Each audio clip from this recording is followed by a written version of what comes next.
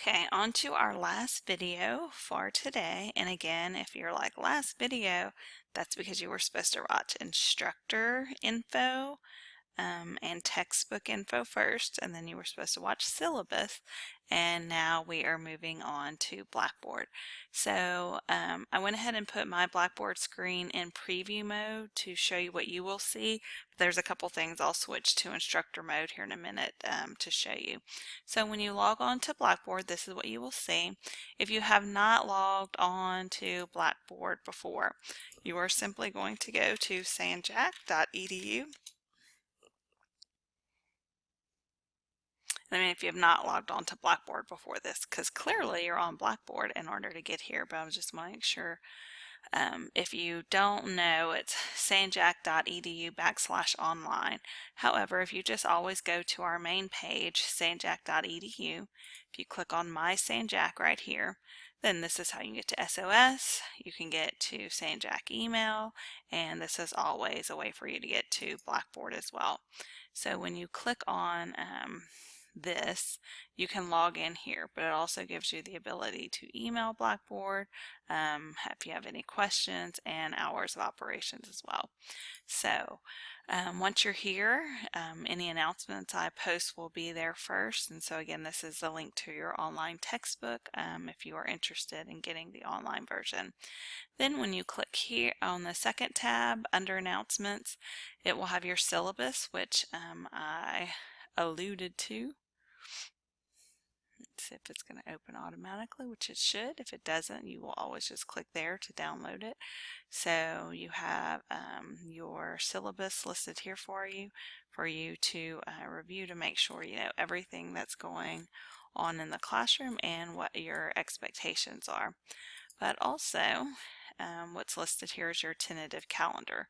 So if you click on your tentative calendar, it's going to show you what the expectation is for the next 5 weeks. So what we have going on weeks 1 through 5, and then week 6, I just post here for you that I will finalize your grade by that Monday and submit it to Sanjac SOS. So that's available there for you. If you need to contact me, if you click on faculty profile, you can click straight here off of email, and it will email me. It has my office location. And again, if you are on campus, I will be here Monday through Thursday, 10:30 to 12:30 p.m. So I'll have to go in there and fix that. Obviously not 12:30 a.m.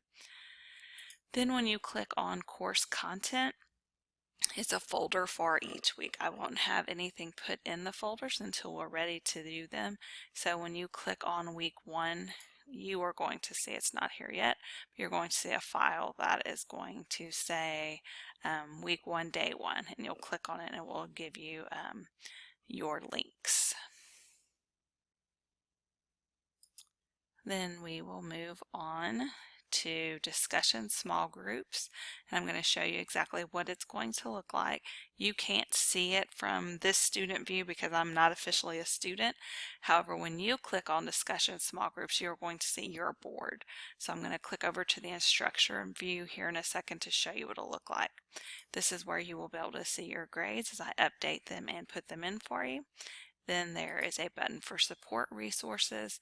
So this is information provided from the school for you to look at Blackboard, make sure your email is going to your Sanjac account, tutoring services we provide, library services, educational planning and counseling, and then here's our disability services and accessibility as well. So you may click on that.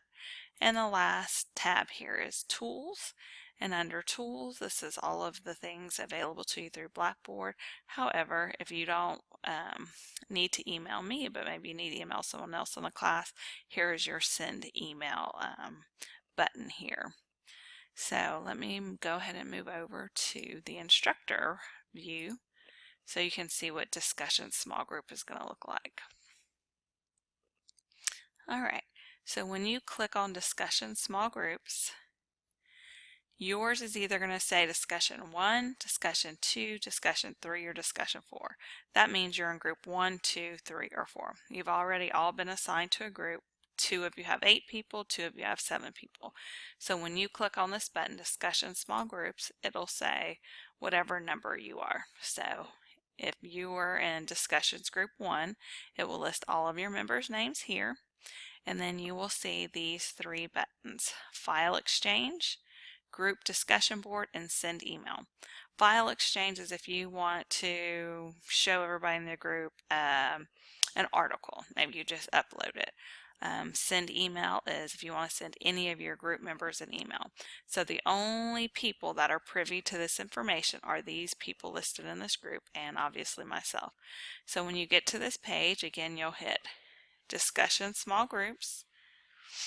Whatever group number you are in will pull up. So I'll just pull up Discussion Group 2 now so you can see them.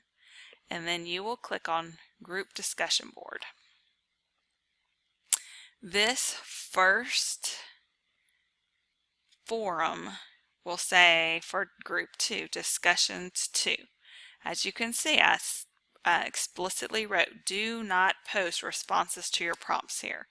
This is a general discussion board for your entire group to communicate with each other. So if you have a time-sensitive question, don't put it here. Email somebody in your group. But you are more than welcome to, on this generic one, you click Create a Thread and you write whatever you would like to write for your group members. So I want to write message, hi, my name is, I have a question, blah, blah, blah. If I need to submit, attach something, and then you would simply hit submit, and it would post for you.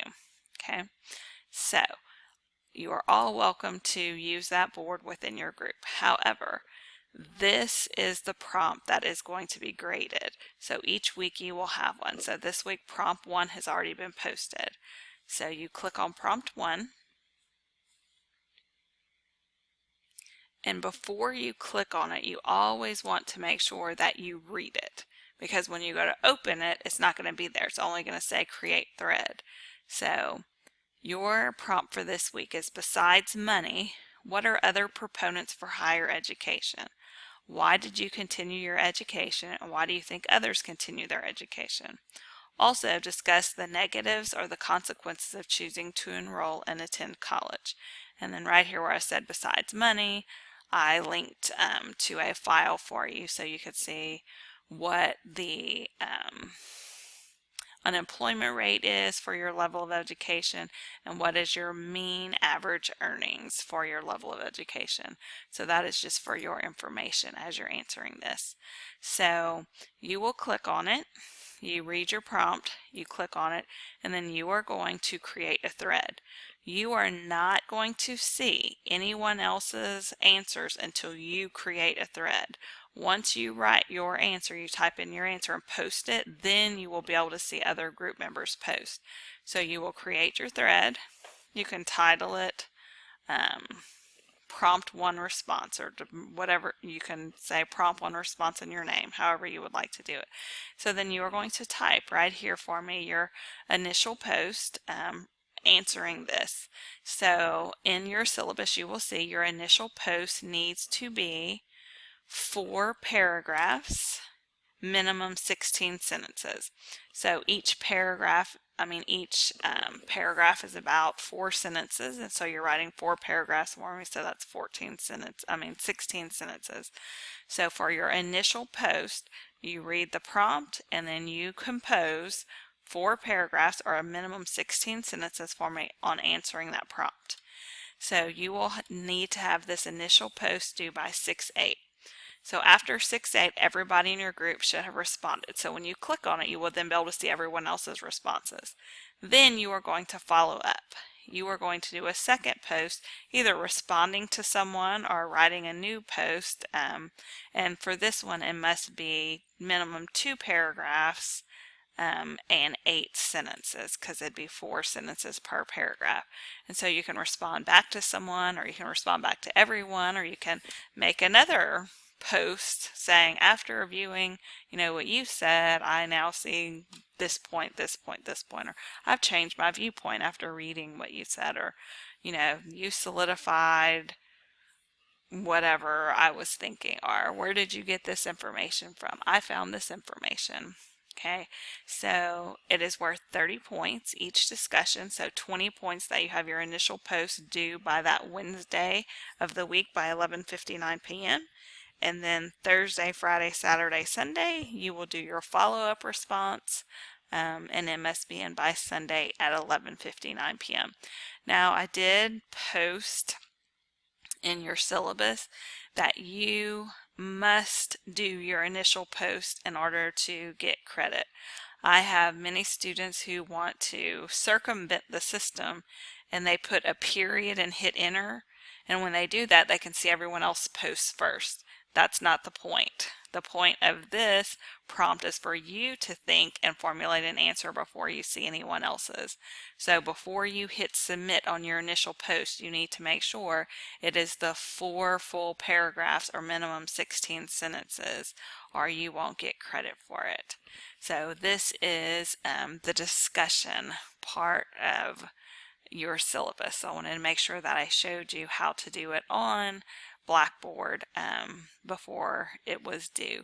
So that's why part of your assignment today is to do this first initial post, because I want to make sure you know how to do it because it's due on Wednesday. So if you have any issues tomorrow while trying it, you can let me know so we can get it solved before you have to do your first post on Wednesday.